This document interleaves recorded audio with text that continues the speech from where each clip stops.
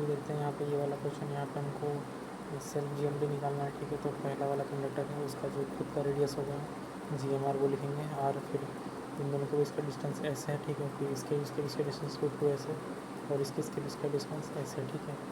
इसका to the power क्या होगा यहाँ पे 4 हो जाएगा, ठीक है, क्योंकि 4 कंडक्टर है, और मतलब क्योंकि 4 टाइम्स निकालेंगे ना एक एक के साथ, तो ऐसा हो जाएगा। फिर उसके बाद यहाँ पे टू द पावर 1/4 का स्क्वायर भी आएगा, वो कट जाएगा इससे, 1/4 यहाँ पे बचेगा, और ये आंसर हो जाएगा। √2 टू द 1/4 बाहर पे आ जाएगा, उसका इक्विवेलेंट 1.09 होता है।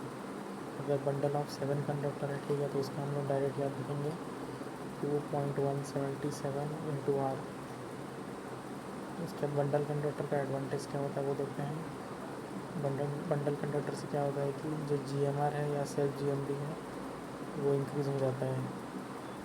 तो जो GMR या फिर सेल्फ GMD होता है, मतलब ये नीचे वाला टर्म, ठीक है, ऊपर वाला जो है वो तो म्यूचुअल हो गया, ठीक है। ये नीचे वाला जो सेल्फ है ये क्या होगा, ये बढ़ जाएगा यहाँ पे, ठीक है। उससे क्या होगा कि इंडक्टेंस कम हो जाएगा। इंडक्टेंस कम हो जाए तो एक्सेल विल डिक्रीज़, क्योंकि क्या होता है कि बंडलिंग में ये एक्स्ट्रा फैक्टर आ जाता है, ठीक है। तो एक्स्ट्रा फैक्टर आने की वजह से ये वाला बढ़ जाता है, ओके। सो जो क्या बोलते हैं पावर ट्रांसफ़र कैपेबिलिटी है वो बढ़ जाएगा यहाँ पे, और कोरोना लॉस कम हो जाएगा, ठीक है। अगर फिर इंडक्टेंस कम हो रहा है तो क्या होगा कि सर्ज इम्पीडेंस भी कम हो जाएगा। उसके बाद फिर सर्ज इम्पीडेंस लोडिंग जो होता है V²/ZS, तो यहाँ पे ZS कम हो जाएगा तो सर्ज इम्पीडेंस लोडिंग बढ़ जाएगा, रेडियो इंटरफेरेंस कम हो जाएगा, और स्क्रीन इफेक्ट कम हो जाएगा। और SIL में क्या होता है कि जो रिएक्टिव पावर एब्जॉर्ब और डिलीवर होगा वो इक्वल हो जाएगा। बंडलिंग ऑफ कंडक्टर से क्या है कि हम लोग height of the tower reduce कर सकते हैं, ठीक है। और GMD जो होता है, मतलब ऊपर वाला टर्म GMD/GMR था, तो ये अप्रोक्सीमेटली सेम रहता है। फिर से यहाँ पे एक बार रिवाइज करते हैं ट्रांसमिशन लाइन पैरामीटर। तो इंटरनल जो होगा वो μ0/8 का होगा, 0.05 मिली एमपी पर किलोमीटर। एल एक्सटर्नल क्या होगा, μ0/2π होगा, ठीक है। दोनों को मिलाएंगे, ठीक है, तो क्या होगा μ0/2π आर डैश का है यहाँ पे GMR है, ठीक है। हॉलो का जो एल होता है वो कम होता है कंपेयर टू सॉलिड, तो हॉलो का जो पावर ट्रांसमिशन कैपेसिटी होता है वो ज़्यादा होता है। अगर हमारे पास सिंगल फेज 2 वायर है, ठीक है, तो क्या होगा कि इसका 2 टाइम्स होगा, तो क्या होगा कि μ0/π ठीक है। 3 फेज ट्रांसपोज अगर है तो क्या होगा μ0/2π d1 d2 d3 to the power 1/3 इसी को हम यहाँ पे लिख सकते हैं, यहाँ पे μ0.2 d1 d2 d3 to the power 1/3 ठीक है, मिली हेनरी किलोमीटर पर फेज, से पर फेज भी निकलता है। उसके फिर बंडल कंडक्टर क्या आता है, यहाँ पे आता है ये म्यूचुअल वाला, और ये होगा ये सेल्फ वाले को ही हम लोग क्या बोलते हैं, इफेक्टिव रेडियस बोलते हैं। पावर ट्रांसमिशन अगर हमको इंक्रीज़ करना है कैपेसिटी, तो हम क्या करते हैं कि डबल सर्किट लाइन यूज़ करते हैं। इसमें एक ऊपर में अर्थ कंडक्टर होता है, ठीक है, ये जैसे RYV है, तो दूसरा वाला यहाँ पे क्या जाएगा BYR जाएगा, ठीक है।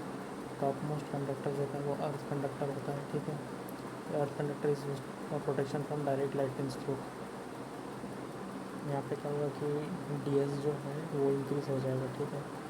DS इंक्रीज़ हो जाएगा तो L कम हो जाएगा, और XL भी कम हो जाएगा, तो पावर ट्रांसमिशन यहाँ पे ज़्यादा होगा। तो ब्रेकडाउन ऑफ एयर क्या है यहाँ पे 21.1 kV ये पर सेंटीमीटर, ये क्या है RMS है, ठीक है।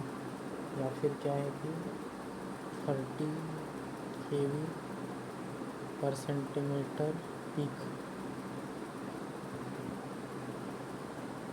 तो यहाँ पे अगर रेडियो कम्युनिकेशन के radio interface in communication lines due to power होता है, ठीक है। तो अगर यहाँ पावर लाइन और कम्युनिकेशन लाइन साथ साथ चल रहे हैं तो उसमें due to power flux linkage the disturbance is produced, ठीक है।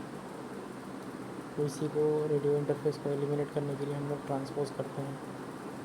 अभी देखते हैं यहाँ पे capacitance of the transmission line, ठीक है। तो ये जो RYV है इनके आपस में क्या होगा कि 2 plate air between them versus dielectric, ये कैपेसिटेंस है। तो यहाँ पे फिर कैपेसिटेंस का जो आ जाता है वो C of a single conductor क्या होगा कि जो यहाँ पर था इसके अकॉर्डिंग ये फार्मूला बनेगा, ln d/r वाला टर्म नीचे चला जाएगा, ठीक है। और 2 पाई वाला टर्म ऊपर आ जाएगा और ये न्यू के जगह क्या होगा, एप्सिलॉन नॉट हो जाएगा। वैसे ही फिर क्या बोलते हैं यहाँ पे सिंगल फेस के लिए जैसे बनेगा, ये जो पाई है ये ऊपर चला जाएगा, न्यू तो वहीं पर रहेगा, उसका एप्सिलॉन हो जाएगा और ln डी बाई आर यहाँ चला जाएगा। यहाँ GMR का कंसेप्ट नहीं होता है। फिर अगर 3 फेस दिया हुआ है तो यहाँ पर भी 2 पाई ऊपर चला जाएगा, न्यू का एप्सिलॉन हो जाएगा, ये जो टर्म है ln डी बाई ये इधर आ जाएगा। बंडल कंडक्टर का जो है ये वाला जो टर्म था ये नीचे आ जाएगा, ठीक है, 2 पाई ऊपर चला जाएगा, एप्सिलॉन वही रहेगा। 3 फेस ट्रांसपोज लाइन का क्या होगा, यहाँ पे सी पर फेस क्या होगा, 2 pi epsilon divided by ln d1 d2 d3 to the 1/3 divide by r dash. इसमें एप्सिलॉन का वैल्यू क्या है, ये है। फिर यहाँ पे अगर ये क्या बोलते हैं ट्रायंगुलर कॉन्फ़िगरेशन है, 1 सेंटीमीटर इसका ये है रेडियस और ये आपस में 2 मीटर में है, तो हम क्या करेंगे कि ये 3 फेज़ वाला रिलेशन लगा के इसको सॉल्व करेंगे, ठीक है, ये निकलेगा। और हॉरिजॉन्टल में भी ये वाला इक्वेशन लगाएंगे। आपस में जो डिस्टेंस यहाँ पे है सब इसका तो सब 2 सेंटीमीटर है, इसमें 2 इंटू 4 होगा। फिर रेडियस ये वाला है, ठीक है, तो क्या होगा कि कैपेसिटेंस ऑफ द डेल्टा, इसमें ट्रायंगुलर कॉन्फ़िगरेशन में ज़्यादा होगा capacitance compare to this horizontal, ठीक है। So capacitance of delta configuration is higher than the horizontal configuration. और क्या होता है कि ट्रायंगुलर में इंडक्टेंस कम होता है, ठीक है, तो इसीलिए जो ट्रायंगुलर वाला होता है वो ज़्यादा प्रेफर करता है, उसका पावर ट्रांसमिशन कैपेबिलिटी ज़्यादा होता है। उसके बाद फिर ये capacitance of single phase 2 wire है, ठीक है। अगर ये ए बी दिया हुआ है मतलब कि ये 2 इसके बीच में है, मतलब लाइन वाला है, ये CL है, ठीक है, और ये जो है CN है ये, ठीक है, क्योंकि ये न्यूट्रल के इसमें है, तो CL/CN क्या है, CL divide by CN is equal to 1/2। तो यहाँ पर जो CN है मतलब इतना फैक्टर जो कैपेसिटेंस है is equal to twice of CAB का ट्वाइस। उसके बाद देखते हैं यहाँ पे effect of earth capacitance on transmission line, ठीक है। उसमें तो यहाँ पर क्या है कि D जो है वो डिस्टेंस बिटवीन द 2 कंडक्टर्स है, ठीक है। यहाँ हम लोग मेथड ऑफ इमेज यूज़ कर रहे हैं, तो इसका मतलब यहाँ पे नीचे में ये होगा, इसका फॉर्मूला होगा 2 pi epsilon not divided by ln D जो कि यहाँ पे डिस्टेंस बिटवीन द 2 है, डिवाइडेड बाय R जो कि रेडियस ऑफ कंडक्टर है, into 1 plus d² divided 4h² bracket close. तो यहाँ पे इफेक्ट ऑफ कैपेसिटेंस को ख़त्म करने के लिए हम लोग height of the pole increase कर देते हैं। यहाँ पे क्वेश्चन देखते हैं कि वोल्टेज रेगुलेशन अगर यहाँ पे 0 है, ठीक है, तो when the power factor of the load angle the receiving end is equal to, तो हमको क्या निकालना है, पावर फैक्टर एंगल निकालना है, ठीक है, पावर फैक्टर नहीं निकालना है।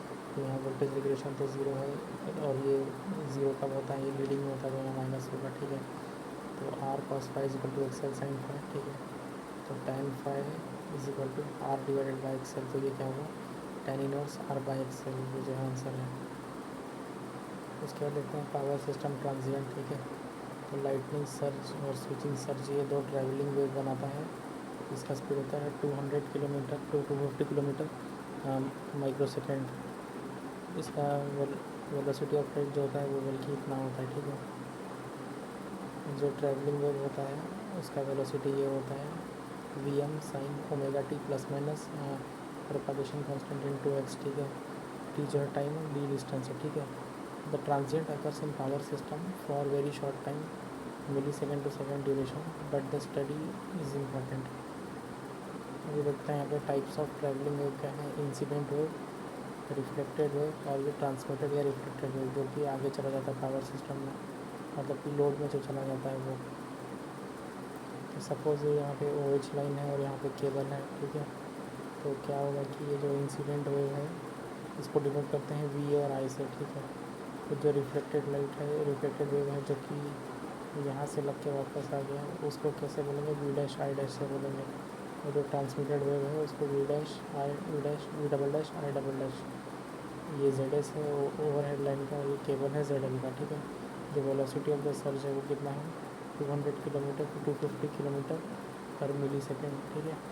और जो वेलोसिटी है जो ट्रांसमिटेड का वो कितना है 40 किलोमीटर पर मिली सेकेंड से 50 किलोमीटर मिली सेकेंड। ये जो है ये OH लाइन का इम्पीडेंस होता है 400 to 600 ओम। और ये क्या है, ये केबल का है, ठीक है। केबल में कितना है 40 to 50 ओम।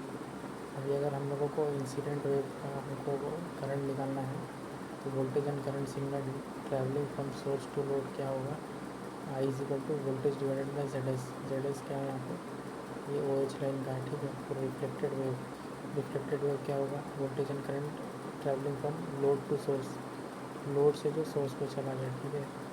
तो I dash is equal to minus V dash divide by ZS। ये V डैश हो गया, ठीक है, minus V dash by ZS। उसका फिर ट्रांसमिटेड और रिफ्रैक्टेड क्या होगा, रिफ्रैक्टेड मतलब वही जो आगे चला गया लोड में, V double dash by ZL। ZL क्या है यहाँ पे, लोड का या फिर केबल का।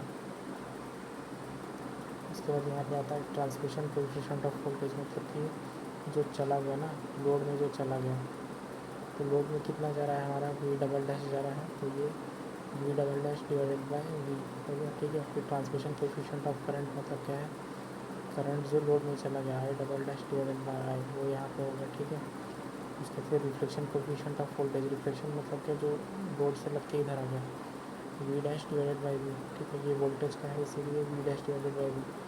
और रिफ्लेक्शन को मतलब रिफ्लेक्शन कोएफिशिएंट ऑफ करंट मतलब करंट के लिए जब बात करेंगे तो ये वो 4 कोएफिशिएंट्स हैं और ट्रांसमिशन लाइन। अभी हम लोग क्या देखते हैं कि relation between the coefficient of transmission line, ठीक है। तो जो यहाँ पे ये रिफ्लेक्टेड वेव है, ठीक है, तो उसका क्या है V डैश I डैश है, रिफ्लेक्टेड क्या है V double dash I double dash, ठीक है।